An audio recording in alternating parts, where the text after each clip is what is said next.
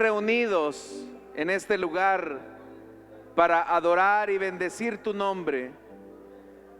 Te alabamos, Señor, y te bendecimos. Digno eres de toda gloria, digno eres de toda alabanza. Gracias, Señor.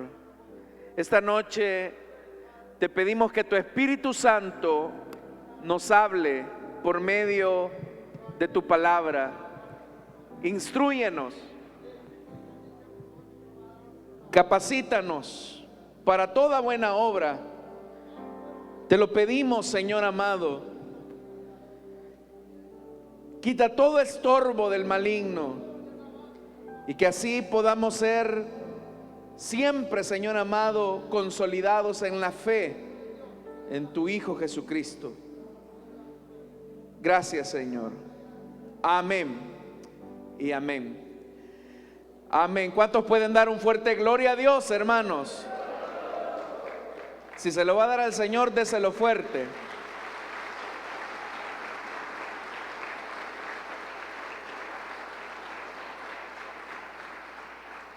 Antes de iniciar, hermanos y hermanas, solamente quiero compartirles un pequeño testimonio que ha llegado hasta este púlpito, y es un hermano que durante un mes, 15 días, estuvo ingresado en el hospital El Salvador con un diagnóstico muy reservado. Bueno, él y su esposa. La esposa partió a la presencia del Señor mientras ellos estaban en ese proceso, pero en el caso pues de nuestro hermano, el Señor tuvo misericordia y lo sacó de ese lugar. Así que damos gracias a Dios. La verdad es que el matrimonio, bueno, ellos son cristianos, ¿verdad? La hermana hoy goza de la presencia del Señor, pero en el caso de nuestro hermano pues al Señor le ha concedido la vida, y eso es para alabanza y gloria de su nombre. ¿Cuántos dan gloria a Dios por eso, hermano? Amén, hermanos. Gloria al Señor.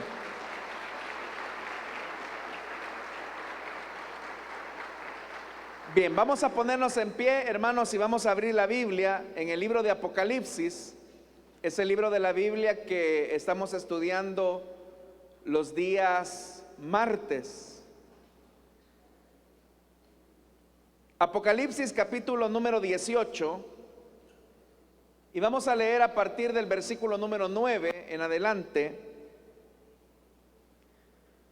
La palabra de Dios nos dice: cuando los reyes de la tierra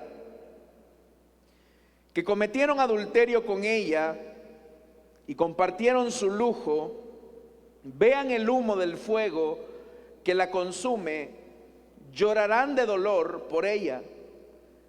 Aterrorizados al ver semejante castigo, se mantendrán a distancia y gritarán: ¡ay!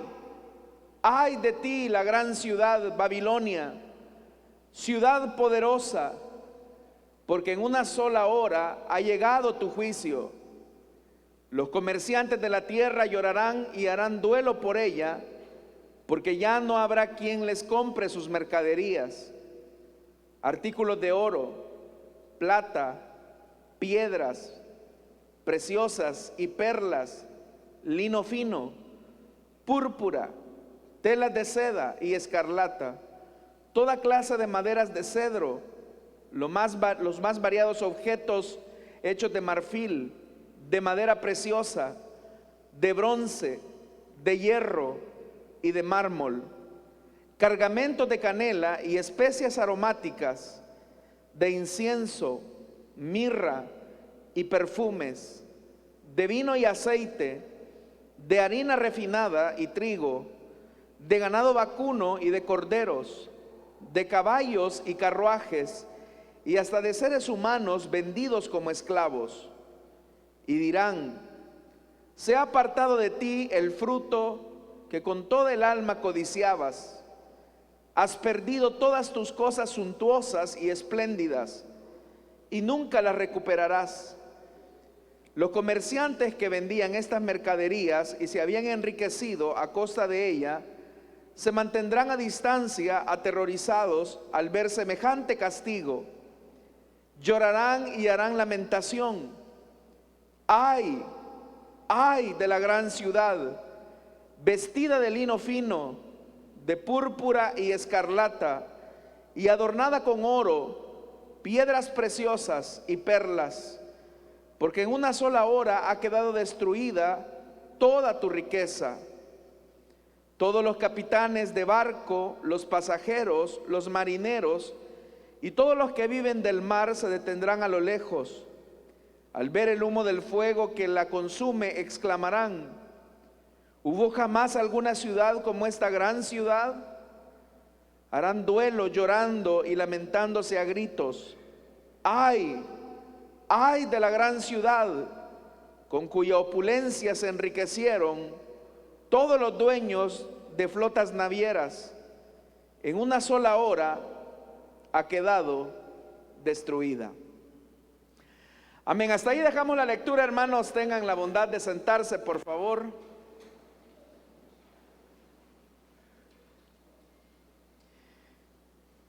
Hermanos, como lo dijimos en la última ocasión, este capítulo 18 de lo que nos habla es del castigo a la prostituta económica, a la que se ha llamado la Gran Babilonia.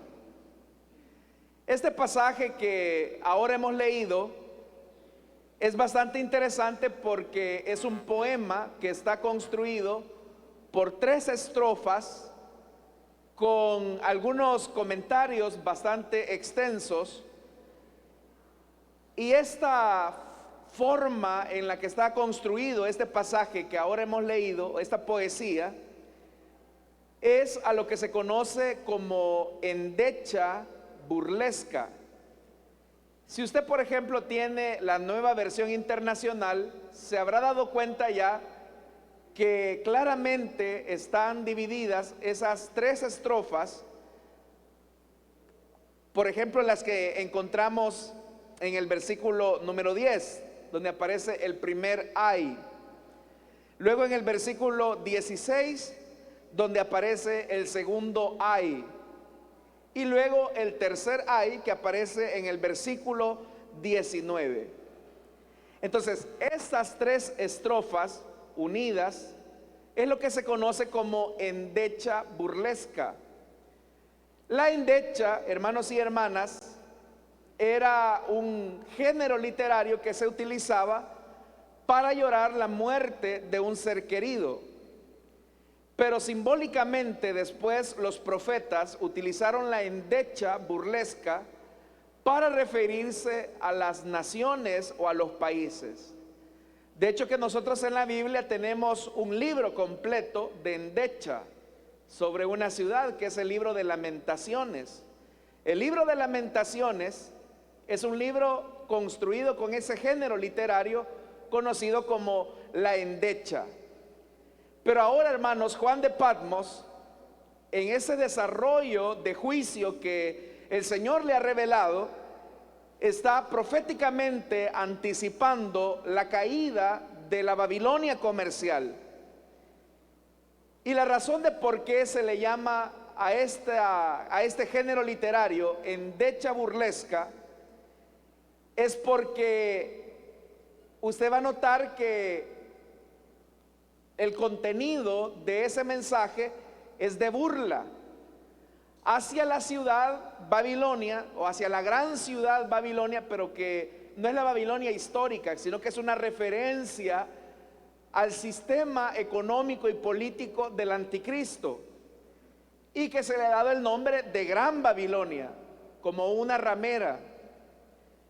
Pero Juan de Patmos, utilizando este género literario, lo que está haciendo es un desprecio, es una burla luctuosa de la aparente prosperidad y abundancia que va a terminar siendo destruida por el Señor. También, hermanos, los especialistas a estas endechas burlescas les llaman canción de protesta, y son canciones de protesta porque precisamente todo el lujo, la prosperidad, la riqueza se había generado a partir de la injusticia, de la desigualdad. Otra de las cosas que podríamos mencionar acerca de estas 3 estrofas que están construidas con endecha burlesca es que si usted lee, por ejemplo, el libro del profeta Ezequiel, los capítulos 26 al 28, usted va a encontrar mucha similitud. Llama bastante la atención que, por ejemplo, en el libro del profeta Ezequiel, y usted lo puede leer en su casa, la denuncia del profeta va en contra de la ciudad de Tiro. Tiro era un país o una región que se destacaba porque tenía una fuerte influencia marítima, es decir, ellos eran muy fuertes en el tema marítimo, porque a través, hermanos, de su sistema naviero, ellos tenían un gran comercio con todas las poblaciones de alrededor. Y usted habrá notado también acá en este libro de Apocalipsis que una de las endechas que se pronuncian lo hacen los marineros, gente que se ha lucrado del mar. Entonces, hermanos y hermanas, Apocalipsis 18 básicamente es una condena y un juicio al sistema económico de la bestia. Ya vimos anteriormente que el Señor ha juzgado ya a la gran ramera idolátrica, a la gran Babilonia religiosa. Pero en este capítulo 18 el Señor se dispone a condenar, a castigar a la Babilonia comercial. Estas endechas que hemos leído tienen representados a 3 grupos. En primer lugar, tienen representado a la clase política, porque dice el versículo 9: cuando los reyes de la tierra que cometieron adulterio con ella, y vea esto, y compartieron su lujo, vean el humo del fuego que la consume, llorarán de dolor por ella. Aterrorizados al ver semejante castigo, se mantendrán a distancia y gritarán. Y aquí viene la primera endecha: ay, ay de ti, la gran ciudad Babilonia, ciudad poderosa, porque en una sola hora ha llegado tu juicio. Entonces, quienes primero comienzan a lamentarse son los reyes de la tierra, que, como dice ese versículo, cometieron adulterio con ella. Es decir, que para que ellos pudieran tener poder político, ellos tuvieron que adulterar con la Babilonia comercial. ¿Y cómo adulteraron con la Babilonia comercial? Adulteraron con la Babilonia comercial haciendo gala de lujos y de la vida suntuosa. Es decir, que no ocuparon el poder para servir a los pueblos que gobernaban, sino que utilizaron el poder para lucrarse de manera excesiva con lujos que, hermanos y hermanas, eran exorbitantes. Pero llama la atención el versículo 10 cuando dice que ellos estaban aterrorizados al ver el castigo. Y el castigo era que la ciudad, hermanos y hermanas, estaba siendo consumida por el fuego. A lo largo de esta historia, durante el siglo I, hubo, hermanos y hermanas, al menos 3 momentos en la historia donde ciudades importantes se incendiaron, como por ejemplo Roma en el año 64, cuando Nerón incendió, hermanos y hermanas, toda la ciudad capital del imperio. Y de ese gran incendio que hubo en Roma, Nerón culpó a los cristianos de dicho incendio. Eso obviamente produjo la hostilidad de los romanos hacia los cristianos, al punto que ellos, hermanos y hermanas, comenzaron a perseguir a la iglesia. Entre algunas cosas que hacían, los crucificaban y los quemaban vivos, los vestían con pieles de animales para ser entregados a las bestias de la arena del circo romano. Pero todo eso era porque Nerón había culpado a los cristianos de haber incendiado Roma. Antes del año 64 eso era impensable. Pero 4 años después, en el año 68, nuevamente se vuelve a incendiar Roma y la ciudad queda saqueada. 2 años después, lo único que en Jerusalén se produce lo que se conoce como la destrucción del templo y de la ciudad de Jerusalén, cuando Tito Vespasiano llega e invade completamente la ciudad.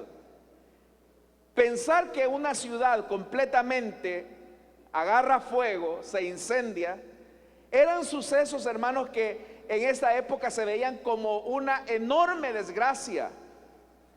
Cuando ahora entonces Juan está diciendo que él vio cómo los reyes se aterrorizaban al ver semejante castigo, de lo que nos habla es que estos reyes pensaban que su poder y su adulterio, que ya lo dije, es un adulterio de corrupción, es un adulterio de lujos, ahora está siendo consumido totalmente. Aquellos territorios de los que podían disponer para lucrarse y mantener sus lujos, ahora está siendo consumido por el fuego. Acá, hermanos y hermanas, también hemos visto dentro del juicio a las 7 iglesias del Apocalipsis, vimos a los nicolaitas. Y aunque no hay mucha claridad acerca de ellos, los nicolaitas, por ejemplo, eran personas que creían que podían comerciar, podían vender y comprar. Y ellos, para poder vender y comprar, tenían que participar del culto imperial. Entonces, eran personas que estaban integradas a la vida cristiana, pero que para vender sus productos, para comerciar, ellos decían, bueno, no hay nada de malo con que yo venda mis productos, y si para vender mis productos en el imperio yo tengo que participar del culto idolátrico al emperador, pues no hay problema, yo lo hago. Pero ya vimos la semana pasada que la orden del Señor era salir de en medio de ella, pueblo mío.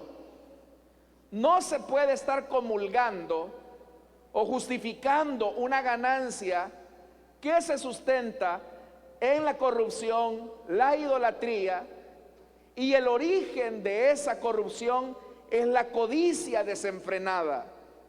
Por eso es que, hermanos y hermanas, el poder político está aterrorizado, y la primera endecha es esa. ¿Cómo ha caído la gran ciudad Babilonia, que era poderosa? Significa que estos reyes pensaban que iban a ser eternos en sus puestos.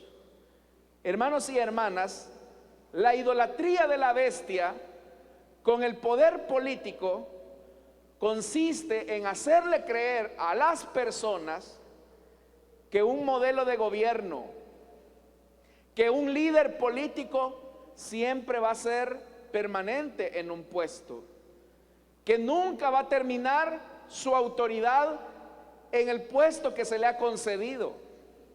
Y ese es un engaño, porque la Biblia dice que todo poder tiene un límite. Es más, hermanos y hermanas, el poder absoluto no existe. El poder absoluto solamente lo tiene el Señor. No hay gobierno humano, no hay poder humano que sea capaz de sobrevivir para siempre. Todo sistema político, todo sistema de gobierno, tarde o temprano tendrá su fin. Pero el poder que Dios le delega al gobernante no es para lucrarse, no es para hacer uso de ostentaciones, sino para utilizar ese poder al servicio de los demás. Luego, hermanos, en el versículo 11 dice lo siguiente: vea esto: los comerciantes de la tierra llorarán y harán duelo por ella, porque ya no habrá quien les compre sus mercaderías. Si el poder político ha perdido su control, estos también en cadena ya no pueden vender sus mercaderías. Pero no es que ya no puedan vender sus mercaderías porque estas ya no tienen valor, sino porque vea lo que dice. Dentro de las mercaderías, vea las cosas que hay: artículos de oro, plata, piedras preciosas y perlas, lino fino, púrpura, telas de seda y escarlata, toda clase de madera de cedro, los más variados objetos hechos de marfil, de madera preciosa, de bronce, de hierro, de mármol, cargamentos de canela y especies aromáticas, de incienso, mirra, perfumes de vino y aceite, de harina refinada y de trigo, de ganado vacuno y de corderos, de caballos y carruajes, y hasta de seres humanos vendidos como esclavos. Esta lista que aparece acá, todas estas cosas eran elementos de lujo. Todas estas cosas, hermanos, estos artículos, el oro, piedras preciosas, el mármol, el cedro, los inciensos, la mirra, todos estos elementos eran elementos materiales de lujo que compraban los poderosos de la tierra. Pero tanto era su deseo de codicia que compraban caballos y carruajes. Los caballos y los carruajes, hermanos, eran para la guerra. Es decir, que estos reyes poderosos compraban armamento militar, equipo bélico para la guerra, como parte de sus lujos. Pero también compraban esclavos. Hoy en día en el mundo está prohibida la esclavitud. No hay un solo país que reconozca la condición legal de la esclavitud, no existe. Pero a pesar de que los gobiernos del mundo rechazan la esclavitud, hoy en el siglo XXI es cuando más esclavitud hay. Pero ¿qué puede generar que una persona esclavice a otro? Su codicia. Por eso es que dice más adelante, hermanos y hermanas, versículo 14 y 17. Al 17 dice: y dirán, se ha apartado de ti el fruto que con todo el alma codiciabas. ¿Qué es lo que motiva a un rey a convertirse en un corrupto? Su codicia. ¿Qué es lo que hace que una persona comercie, hermanos y hermanas, hasta personas? Su codicia. Detrás de todo esto, quienes compran lo lujoso, lo suntuoso, creen que siempre van a tener ese poder adquisitivo de poderlo hacer. Y aquellos que venden esos productos piensan que siempre sus negocios serán seguros. Pero acá dice que los comerciantes lloraban porque ya no hay nadie que pueda comprar sus mercaderías. Pero ¿qué fue, hermanos, lo que se ofreció en el capítulo 13 de Apocalipsis? Que el que tuviera el sello de la bestia podía comprar y vender lo que quisiera. Significa que el diablo le hace creer a la gente que sus negocios van a ser eternos, que su dinero va a ser eterno, que su poder va a ser eterno. Pero de algo tenemos que tener seguro: la idolatría económica le hace creer al hombre que sus negocios, que su dinero, que sus bienes nunca van a perecer. Pero acá, hermanos y hermanas, se dice claramente: los comerciantes de la tierra llorarán y van a hacer duelo, porque ya no hay nadie que les compre sus mercaderías. Significa que aquellas promesas que la bestia les hizo, de que si se dejaban sellar con su sello, ellos iban a poder vender y comprar, ahora se están dando cuenta que todo era una mentira. Y ahora están despertando de su sueño. Y se están dando cuenta que aquellas promesas que les había hecho la bestia son eso, promesas mentirosas. Dice el verso 14: y dirán, se ha apartado de ti el fruto que con toda el alma codiciabas. Ve, hermanos y hermanas, lo que se está condenando no es tanto el comercio, porque todos acá estamos involucrados en un sistema comercial. Desde el momento en que usted compra algo, ya está incluido en ese mercado de comercio. Hay gente que no solamente compra, sino que vende. Entonces, lo que Dios está condenando de la Babilonia comercial es el tema de la codicia. ¿Y qué es la codicia? La codicia, hermanos y hermanas, es ese deseo desenfrenado de querer tener más acerca de algo. La codicia puede llevar a una persona a rendir completamente su vida. Es decir, la codicia es una sed insaciable. Pero vea lo que dice el verso 14: has perdido todas tus cosas suntuosas y espléndidas. Y vea esto, hermanos, nunca las recuperarás. Los comerciantes que vendían estas mercaderías se habían enriquecido a costa de ella. Se mantendrán a distancia, aterrorizados al ver semejante castigo. Llorarán y harán lamentación. Ay, ay de la gran ciudad, vestida de lino fino, de púrpura, escarlata y adornada con oro, piedras preciosas y perlas, porque en una sola hora ha quedado destruida toda tu riqueza.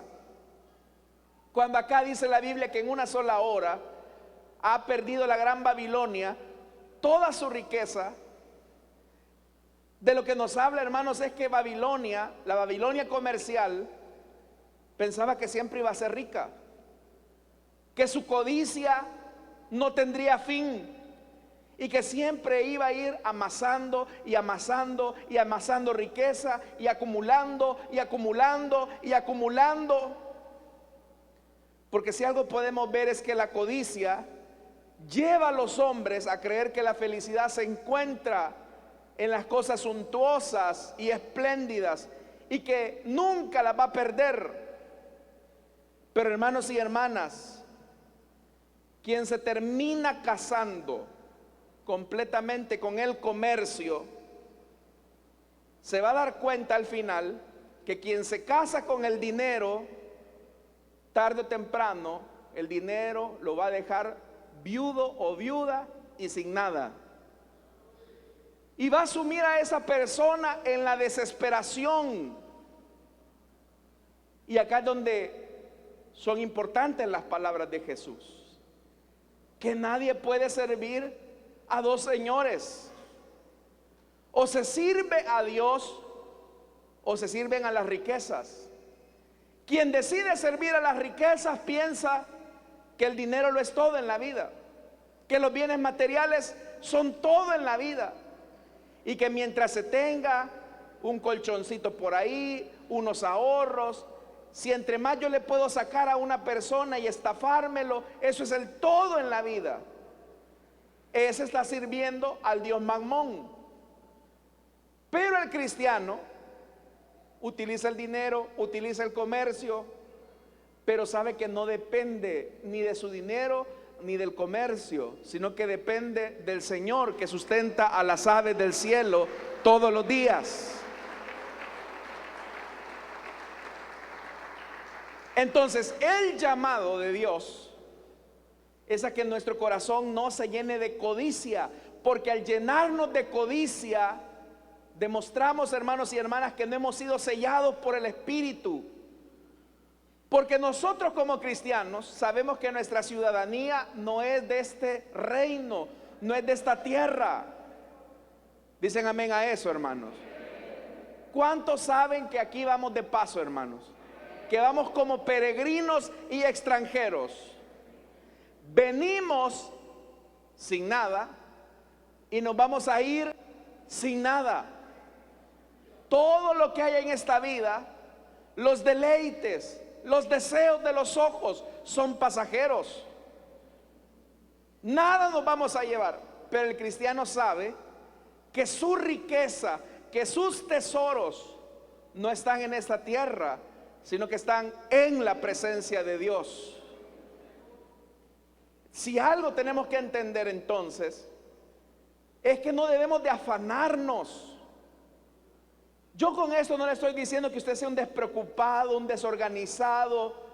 Yo con eso no le estoy diciendo que usted no tenga una previsión. No le estoy diciendo que ni siquiera, mire, no ahorre. ¿Cómo no? Hágalo si puede. Pero no ponga su esperanza, ni deje tampoco alimentar su codicia. Cuando, hermanos y hermanas, la codicia se alimenta, usted inventa necesidades. Cada vez que inventamos una necesidad, estamos revelando nuestro corazón lleno de codicia. La codicia son cosas que no necesitamos, pero que nosotros las inventamos. Es que necesito este último teléfono de última generación. ¿Quién dice? ¿Quién dice? La Babilonia comercial alimenta la codicia, alimenta el consumo. Ya viene una época, hermanos y hermanas, donde se le conoce como el Black Friday o el Viernes Negro. Ahí usted puede ver un culto a la Babilonia comercial, donde la gente se agolpa, pelea por entrar a los centros comerciales. Y hoy, hermanos, hasta aquí nos ha agarrado esa locura en el país. Allá están a buenas 6 de la mañana algunos ya en los centros comerciales, como que si les van a quitar algo. Ojalá si vinieran también a la iglesia, ¿verdad? Temprano, a tiempo. Pero por eso le digo que es la codicia lo que alimenta eso. Entonces vea, los primeros codiciosos, los reyes de la tierra, su codicia los lleva a ser corruptos. Los segundos codiciosos son los comerciantes, aquellos hermanos y hermanas que nunca descansan y que siempre su afán es el dinero, el dinero, el dinero, el dinero, el dinero, el dinero. Ver cómo sacan dinero. Y por eso su codicia los lleva a no parar. Fíjese, eso lo vamos a ver la otra semana. Pero dice la Biblia acá en Apocalipsis que ya nunca jamás volverá a brillar la luz en Babilonia, en la Babilonia comercial. ¿Por qué se dice eso? Que todas sus lámparas serán apagadas.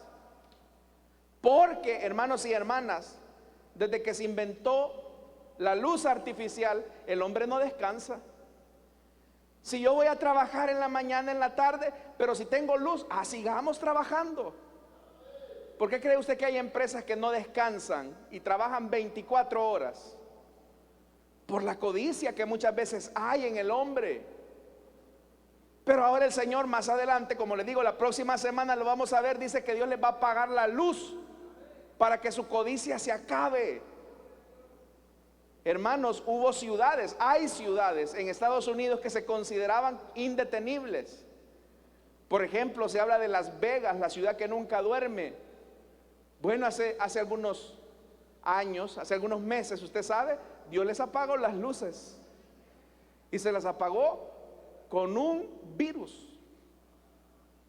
Entonces, hermano, a nosotros también. ¿Qué resultó importante mientras estuvimos en la cuarentena? La salud. La cuarentena, si usted aprendió lecciones de la cuarentena, le hizo entender que lo más importante son las cosas sencillas de la vida. El hecho de poder respirar. Que usted no necesita, hermanos y hermanas, tener una gran pantalla para ser feliz. Que usted no necesita tener, hermanos y hermanas, la ropa carísima que le hace creer el consumo que usted necesita. En realidad, hermanos, lo único que nosotros necesitamos es al Dios que provee el maná día con día y que nos dice que debemos de depender de Él.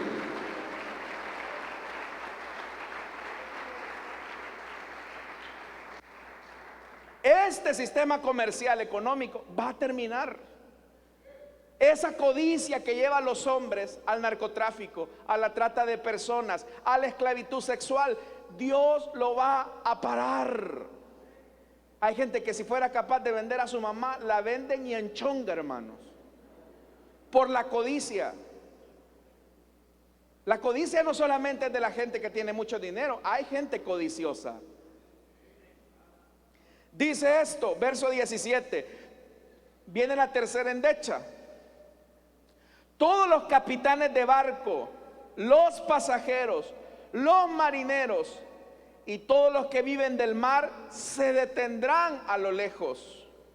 Al ver el humo del fuego que la consume, exclamarán: ¿hubo jamás alguna ciudad como esta gran ciudad? Harán duelo llorando y lamentándose a gritos. ¡Ay! ¡Ay de la gran ciudad, con cuya opulencia se enriquecieron todos los dueños de flotas navieras! En una sola hora ha quedado destruida. Fíjese que en ese versículo 17 se vuelve a repetir por tercera vez que se detendrán a lo lejos. Eso, hermanos y hermanas, de detenerse a lo lejos, es que van a huir de aquello que era motivo de su codicia, pero que Dios está destruyendo, y lo van a ver de lejos.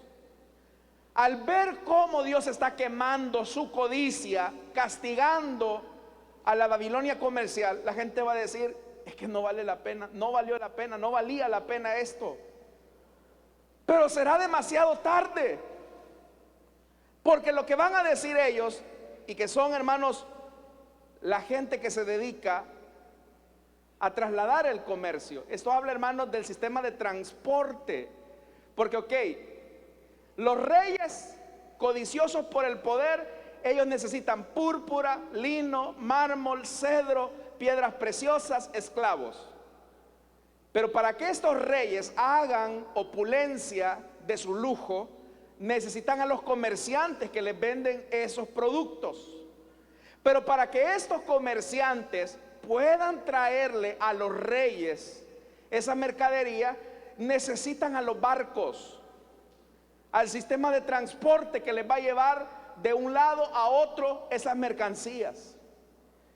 En esta época, en Roma tenía 3 puertos importantes, pero uno de esos puertos, llamado Ostia, era un puerto que no se detenía. Era un puerto, hermanos, que continuamente veía barcos entrar y venir, entrar y salir, entrar y salir. Barcos que venían desde China, por ejemplo, trayendo seda. Barcos que venían de África trayendo piedras preciosas, esclavos. Y uno al ver eso, y cuando Juan de Patmos veía eso, uno diría: bueno, este sistema económico nunca se va a acabar. Es la de no terminar. Pero en repetidas ocasiones en la historia hemos visto cómo Dios, hermanos, ha detenido la economía mundial para hacerle entender a los hombres que no solo de pan vivirá el hombre. Pero ahora estos que se dedican al transporte van a llorar, porque ahora los comerciantes ya no tienen nada que vender, porque los reyes han visto cómo su corrupción ha sido quemada por el juicio de Dios. Entonces, hermanos y hermanas, todos estamos acá insertados en el comercio, algunos como consumidores, otros como vendedores. Si usted es comerciante, usted tiene que cuidarse de no llenar su corazón de avaricia Jesús advirtió, hermanos, guárdense de toda avaricia, dijo Jesús. Porque la vida del hombre no consiste en la abundancia de bienes que posee. La vida no consiste en tener, hermanos, lujos. La vida no consiste en llenarnos de codicia y avaricia. Jesús dijo: no os hagáis tesoros en la tierra, donde la polilla y el orín corrompe, donde los ladrones minan y hurtan. Y Jesús aquí dijo algo importante: ustedes no pueden servir a dos señores, no pueden servir a Dios y a las riquezas al mismo tiempo. El verdadero cristiano entiende que depende de Dios, no del dinero que posee. Entonces, hermanos, también Jesús habló acerca del poder. ¿Quién es el que de verdad ejerce el poder? Jesús, hermanos, es el Hijo de Dios y es un Rey todopoderoso. ¿Cuántos sabemos esa verdad, que Jesús es todopoderoso? A Él se le llama Señor de señores, Rey de reyes. Pero ¿qué hizo Jesús? El dueño del oro y la plata, el dueño del universo, el creador de todas las cosas. La Biblia dice que Él se hizo pobre. ¿Por quiénes? Por nosotros. Él se hizo pobre por nosotros. Es decir, que el Señor utilizó su riqueza, se empobreció a sí mismo para hacernos ricos a nosotros. Él nos dio el ejemplo de que teniéndolo todo, se despojó de eso para enriquecernos a nosotros. Por eso, hermanos, es que continuamente el Señor nos advierte de no tenerle amor al dinero. La Biblia dice que raíz de todos los males, ¿qué es? Es el amor al dinero. Hay gente, hermanos y hermanas, que el amor al dinero los hace volverse en personas codiciosas, avaras, egoístas. Y quiero, hermanos y hermanas, llamar su atención a lo que dice Hebreos capítulo 13, versículo 15. Vea esto que dice Hebreos 13, 15. Sean vuestras costumbres sin avaricia, contentos con lo que tenéis ahora. ¿Por qué? Porque Él dijo: no te desampararé ni te dejaré. Cuando uno se vuelve codicioso, está poniendo su esperanza ¿en quién? En el dinero. Cuando uno es egoísta, está poniendo su esperanza ¿en qué? En el recurso. Hay gente que pone su esperanza en su profesión, hay gente que pone su esperanza en su negocito, hay gente que pone su esperanza en su herencia. Todo eso pasa, pero lo único que permanece y permanece para siempre es la palabra de nuestro Dios. Y si Dios nos ha dicho que nos va a sustentar, confiemos en Él.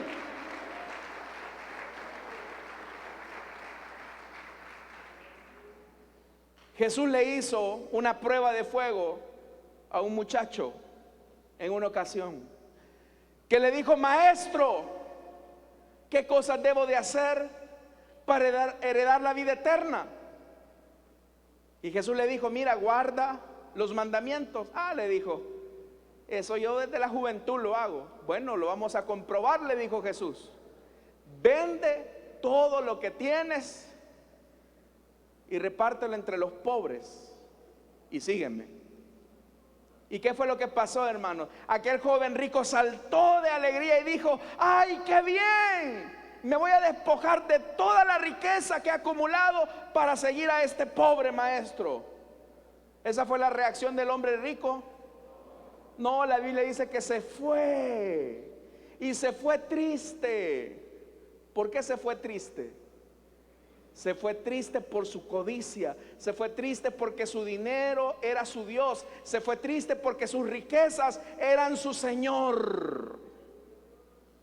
Yo le pregunto a usted, hermano y hermana, oiga, la forma en cómo utilizamos el dinero demuestra si nuestro señorío auténticamente está en la dirección correcta. La forma en cómo administra usted su dinero demuestra quién es su Dios. La forma en cómo usted trabaja demuestra quién es su Dios. La forma, hermanos y hermanas, en cómo comparte, cuándo comparte, cuánto comparte, demuestra quién es su Dios. La forma en cómo honra usted a Dios a través de sus aportaciones demuestra quién es su Dios. Ya no dijeron nada.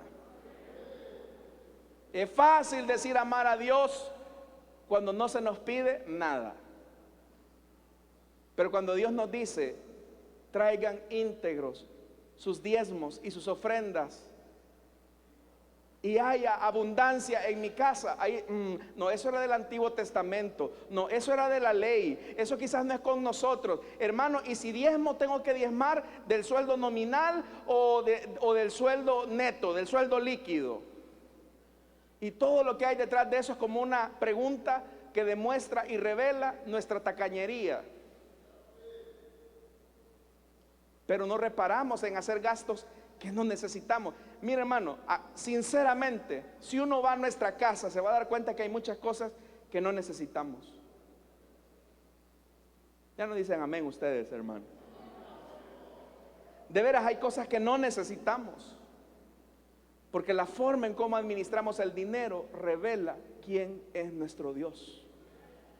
Entonces, ¿será usted uno de estos que va a llorar, que va a decir, ay, me quitaron el cable satelital, ay, me están pidiendo el 10% de mis ingresos? ¿O será de aquellos que se van a alegrar porque este sistema económico se quiebre? Porque la próxima semana lo que vamos a ver es el canto de alegría del pueblo de Dios. Y el canto de alegría del pueblo de Dios es que el bien se va a comenzar a compartir. Hermanos, Babilonia, la Babilonia religiosa, comercial, era una Babilonia y es una Babilonia actualmente riquísima. El planeta tiene la capacidad de alimentar a todo el planeta 7 tiempos al día, a todos los habitantes de la tierra. Riqueza hay, pero ¿por qué no se distribuye equitativamente? Por la codicia. La Biblia habla, y eso lo vamos a ver en el capítulo 19 y en adelante, de la Nueva Jerusalén, que es una Jerusalén riquísima. Es la Jerusalén y la ciudad de Dios. Pero ahí, hermanos y hermanas, los codiciosos no van a entrar, porque ahí el Señor va a repartir con liberalidad entre su pueblo que también fue bondadoso, entre aquellos que compartieron su pan con el hambriento, en aquellos que compartieron su abrigo con el desnudo, entre aquellos hermanos que sustentaron al hambriento.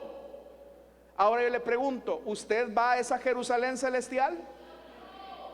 Ya no dijeron amén. ¿Va usted a la Jerusalén donde se comparte?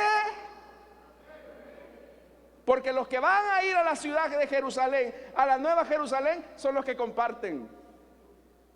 Ahora yo le pregunto, ¿usted va a ir a esa Jerusalén donde Dios es un Dios bondadoso y comparte con generosidad con todos sus habitantes? Pero qué bien que ahora, hermanos, hemos escuchado este mensaje para que nos pongamos a cuentas con el Señor.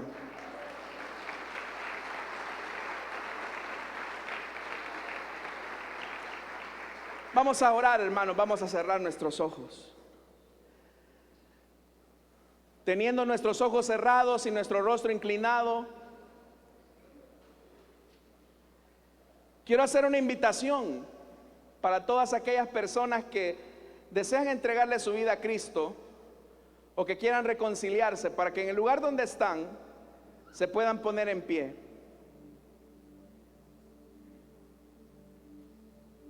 Vamos a orar. Hay una vida que se pone en pie, puede pasar. Queremos orar por usted. ¿Hay alguien más que desea entregarle su vida a Cristo? Quiero orar por usted. Así como esta dama que ahora quiere entregarle su vida a Cristo, ¿hay alguien más que quiere entregarle su vida al Señor o que quiera reconciliarse? Póngase en pie, vamos a orar por usted. Mientras esta dama viene al frente y oramos por ella, ¿habrá alguien más? Porque el tiempo se está acabando. ¿Habrá alguien? Vamos a orar por ella. Pero si en lo que estamos orando todavía hay una persona que desea entregarle su vida a Cristo, póngase en pie. Si usted quiere entregarle su vida a Jesús o desea reconciliarse, póngase en pie. Vamos a orar por usted. La Biblia dice que no se pueden servir a dos señores. O dependemos de Dios absolutamente, o dependemos de los ídolos. Pero los ídolos nos van a hacer llorar, porque nos daremos cuenta que solamente era una ilusión. Vamos a orar entonces por esta vida. Padre que estás en los cielos, Señor amado, te damos las gracias, porque sabemos por el testimonio de la Escritura que tú eres un Dios justo, compasivo y bondadoso, que nos has dado este planeta para ser mayordomos y administrarlo. Tu deseo, Señor amado, es que en nosotros pueda existir un corazón que comparte, porque eso refleja nuestra ciudadanía. Pero tú eres también consciente que somos egoístas por naturaleza, y ahora tu Espíritu Santo saca todo egoísmo de nuestro corazón todos los días. Ahora, Señor, te presentamos esta vida que está aquí al frente. Perdona sus pecados, lávale, Señor, en tu sangre carmesí, y que a partir de este momento la vida de tu Hijo Jesucristo pueda ser manifestada en ella. Que tu Espíritu Santo la selle con su morada, y que a partir de este momento un nuevo comienzo se escriba en los días por venir, reflejando la imagen de tu Hijo en Cristo Jesús. Oramos también, Señor, por nuestras ofrendas y nuestros diezmos. No te damos de lo que nos sobra, sino que te damos de lo mucho que tú nos das. No te damos por necesidad, no te damos con tristeza, te damos, Señor, en obediencia a tu palabra.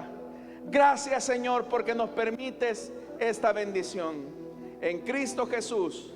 Amén y amén. Le damos la bienvenida a nuestra hermana, a quien le vamos a tomar sus datos. Fuerte ese aplauso, hermanos.